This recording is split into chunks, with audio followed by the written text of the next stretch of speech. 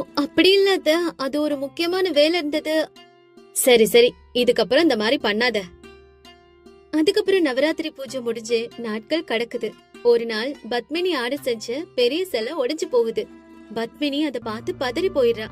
ஐயோ அத்தை, இப்ப சிலை உடைஞ்சு போச்சு, என்ன பண்றது? பூஜை வேற இருக்கு.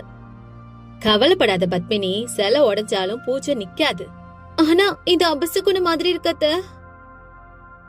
நம்ம மனசு சுத்தமா இருந்தா போதுமா? பத்மினி, எதுக்கும் கவலைப்படாத, பூஜை தடப்பட்டு போகாது. இன்னைக்கு என்னோட படத்தை வச்சு பூஜை செய்யலாம். அப்புறமா அன்னைக்கு சரோஜாவோட படத்தை வச்சு பூஜை செய்யறாங்க. எல்லாரும் பக்தியோட பூஜையில பங்கேற்கிறாங்க. அன்னைக்கு இரவு பத்மினிக்கு கனவுல அம்மன் தரிசனம் தர்றா. பத்மினி, நீ பணம் செலவு செஞ்சது தப்பில்ல. ஆனா உன் அக்கா சரோஜாவோட மனசு எவ்வளவு தூய்மையானதுன்னு பாரு. ஏழ்மையிலயும் அவ எவ்வளவு அர்ப்பணிப்போடு பூஜை செஞ்சாங்கறத நினைவுல வச்சுக்கோ. பத்மினி உடனே எழுந்து சரோஜா கிட்ட வர்றா. அக்கா, நான் உன்ன மனசு நோகுறபடி தாழ்வா பேசிட்டேன், என்ன மன்னிச்சிருக்கா. பத்மினி, திடீர்னு இன்னைக்கு உனக்கு என்னாச்சு? அம்மன் என்னோட கனவுல வந்து உண்மையான பக்திய புரிய வச்சாங்கக்கா. எனக்கு நீ என்ன சொல்றேன்னு புரியல பத்மினி. இல்லக்கா, இத்தனை நாளா செலவு செஞ்சா பூஜை நல்ல விதமா நடக்கும்னு நினைச்சிட்டு இருந்தேன்.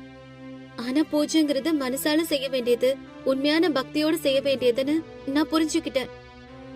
ஆமா பத்மினி, கடவுளை வழிபட ஆடம்பரமோ பணமோ தேவையில்லை. நல்ல தூய்மையான மனசு இருந்தா அது மட்டுமே போதும்.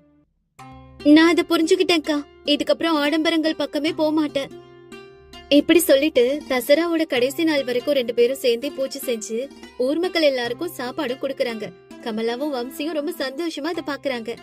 என் மருமகள்ங்க 2 பேரையும் பார்த்தா எனக்கு ரொம்ப பெருமையா இருக்குதுங்க.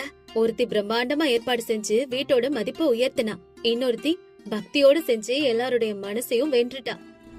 ஆமா கமலா, இவங்க நம்ம வீட்டுக்கு வந்ததுக்கு அப்புறம் தான் பண்டிகை மாதிரி இருக்கு. எப்படியோ சுரேஷுக்கும் பிரசாத்துக்கும் நல்ல துணை கிடைச்சிருச்சு. ஆமாப்பா, சரோஜா ரொம்ப ரொம்ப நல்லவ, நான் கொடுத்து வச்சிருக்கணும். பத்மினியும் இப்ப ரொம்பவே மாறிட்டாப்பா. என்ன சில நேரங்கள்ல சில விஷயங்கள்ல அவசரம் கொடுக்க, ஆனா நல்லவ. சின்ன பொண்ணு தானே, போக போக புரிஞ்சுக்குவா அப்படின்னு சொல்றா கமலா. அதுக்கப்புறம் துர்க்கையம்மனோட அருளால எல்லாரும் சந்தோஷமாவும் ஒற்றுமையாவும் வாழ்ந்துட்டு வந்தாங்க.